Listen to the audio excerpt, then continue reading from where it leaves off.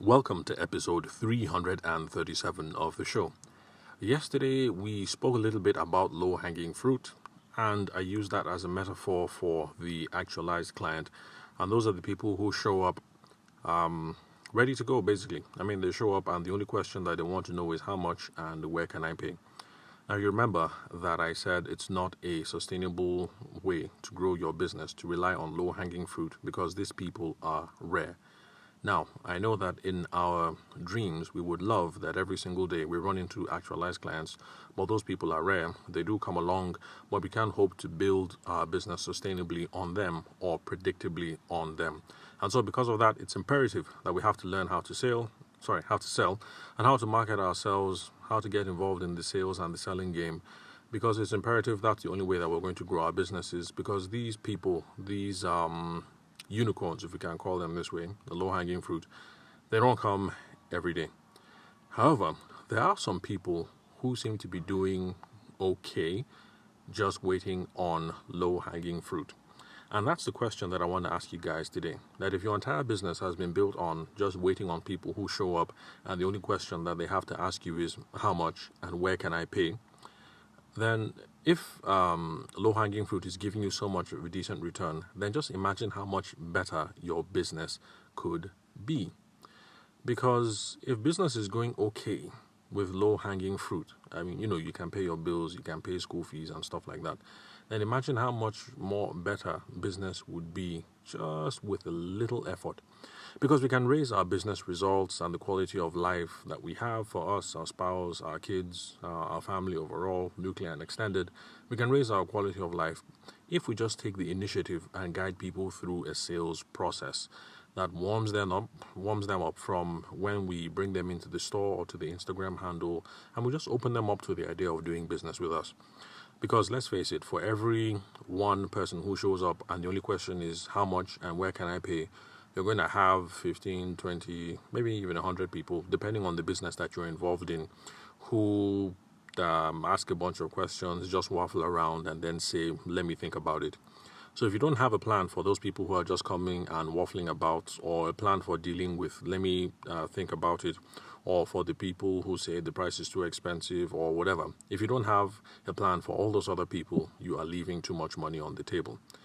Now, I don't know of any studies that have been done in this regard, especially for those of us in the wedding and the event space.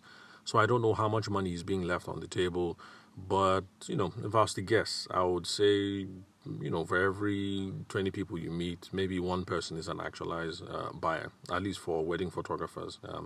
Anyway, some of you might say that it's much lower, but for me, that's just a random guess.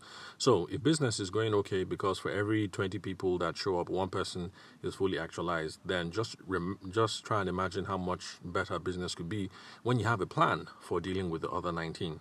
But which is not to say that we're going to do business with everybody that comes in through the door.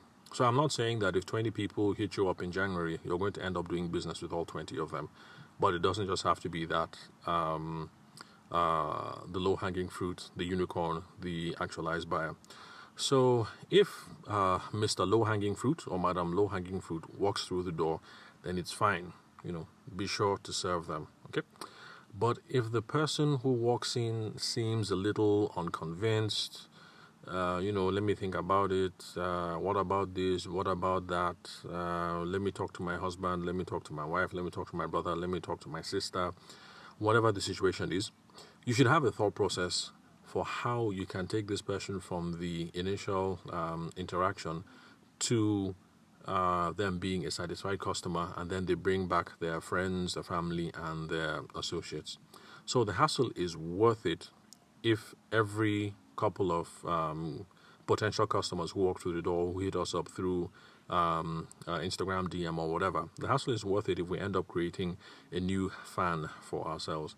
Because the actualized buyer, some people even say actualized buyers are not very loyal. They just come in and come out very transactional.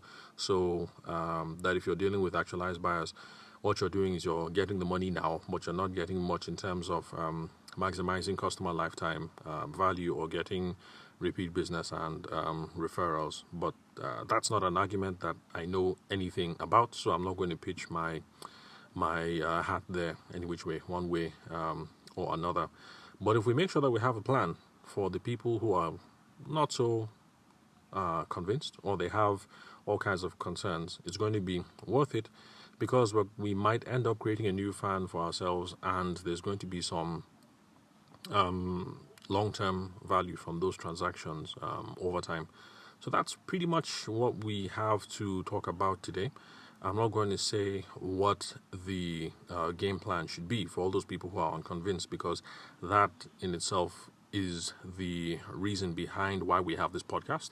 So if you haven't heard any of the episodes, if you're a first-time listener, then just hang on, and you will hear little bits and pieces of the overall system or systems that I recommend, that I have in mind, when we approach these sorts of problems in business.